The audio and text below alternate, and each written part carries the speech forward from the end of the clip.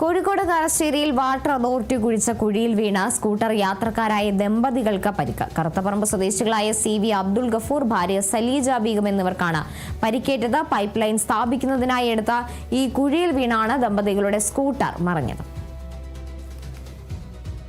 ഞാൻ സ്ഥിരമായിട്ട് കക്കാടംപൊയിൽ ഹോട്ടൽ നടത്തുന്ന ആളുകൾക്ക് സ്ഥിരമായിട്ട് കക്കാടംപൊയിൽ പോകുന്ന ഞാനും വൈഫും രാവിലെ 4:30 മണിക്ക് ഇവിടുന്ന് പോകും.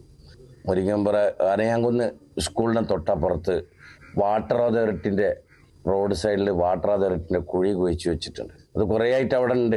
അതിനവിടെ ഒരു തടസ്സം, ഒരു പൈപ്പൊക്കെ ഉണ്ടായിരുന്നു. അപ്പോൾ ഇന്ന് അതൊന്നുമില്ല. വെള്ളം നിറഞ്ഞു കിടക്കുകയാണ്.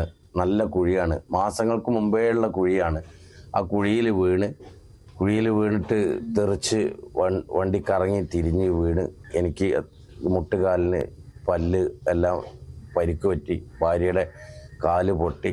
ഏതായാലും ദൈവാധീനം കൊണ്ട് രക്ഷപ്പെട്ടതാണ്.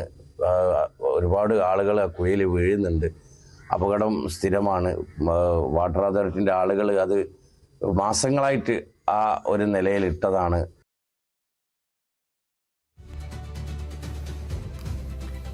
റഫീഖ് തോട്ടുമുക്കുമുണ്ട് വിവരങ്ങളുമായി. റഫീഖ്, എന്തായാലും ഈ വാട്ടർ അതോറിറ്റിയുടെ ഭാഗത്തു നിന്നുണ്ടായ വീഴ്ചയാണോ ഇത്തരത്തിലൊരു അപകടത്തിലേക്ക് നയിക്കാനിടയാക്കിയ സാഹചര്യം? ഇപ്പോൾ പ്രതികരണത്തിൽ തന്നെ പറയുന്നുണ്ട് ഇതിനു മുമ്പും സമാനമായ രീതിയിൽ അപകടങ്ങൾ ഈ ഒരു സ്ഥലത്ത് സംഭവിച്ചിട്ടുണ്ടെന്നടക്കമുള്ള കാര്യങ്ങൾ.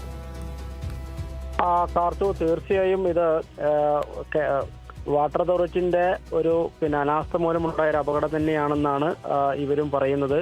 കാരണം മാസങ്ങളായിട്ട് അവിടുത്തെ റിപ്പയറിങ്ങിന് വേണ്ടി കുഴിച്ച കുഴി അത് മഴ പെയ്ത് വലിയ കുഴിയായി മാറുകയും, എന്നാൽ അത് മഴവെള്ളം വരുമ്പോൾ അത് കുഴി കാണാതെ വരുന്ന ഒരുപാട് യാത്രക്കാർ ഇത്തരത്തിൽ അവിടെ അപകടത്തിൽ പെടുന്നു എന്ന് തന്നെയാണ് മനസ്സിലാക്കുന്നത്.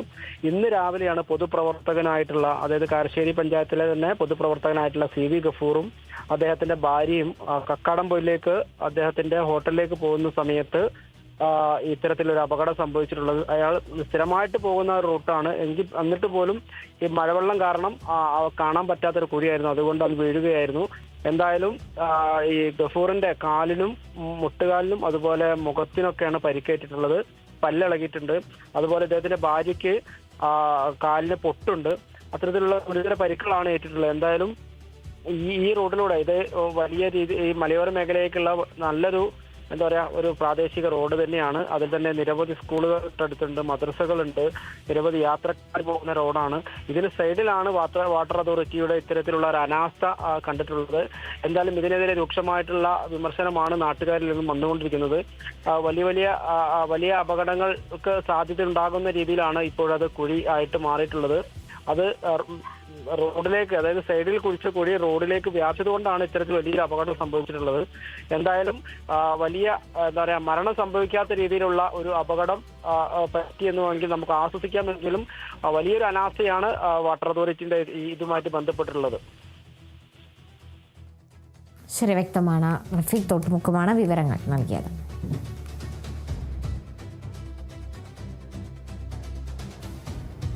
വിരമിക്കൽ ദിനത്തിൽ ചീഫ് സെക്രട്ടറി ജയതിലകിനെ കുത്തി N പ്രശാന്ത് IASന്റെ ഫേസ്ബുക്ക് പോസ്റ്റ്. ജയതിലകിന്റെ ചിത്രം വെച്ചാണ് പോസ്റ്റ്. ചിലർ അന്തസ്സോടെ പടിയിറങ്ങും, ചിലരുടെ പടിയിറക്കത്തെ സമൂഹം വലിയൊരു ആശ്വാസത്തോടെ നോക്കിക്കാണും. ഇക്കൂട്ടർ ചരിത്രത്തിൽ അവശേഷിപ്പിക്കുന്നത് ഒരു പൊതുസേവകൻ